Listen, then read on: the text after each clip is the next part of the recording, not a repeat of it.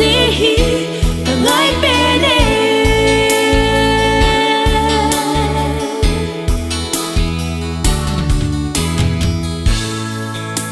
cả ngay bên Giêsu đang vô tuần số đã đá tuần tiện lời để thật tâm nước khi dần dần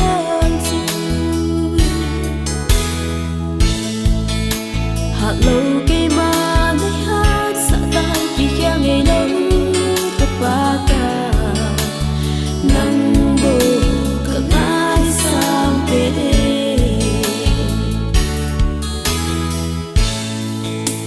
cả ngài bên Giêsu nắng bông tuôn xót à đá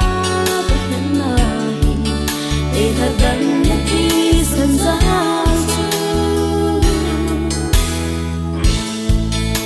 hạt lâu cây mà nơi hát xa tay khi khéo ngày nấu và cả nắng bồ cả ngái sang về đây ngài bên Giêsu ngài sang về nắng bồ nằm tin ra là sống nghe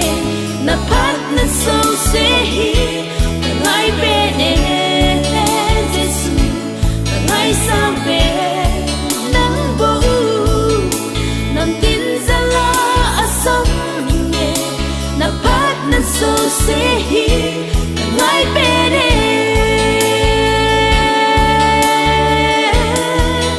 cất phát rồi gì cất rồi à đây là lòng bi đa dấu sẽ chút tổ cất phát rồi gì cất rồi à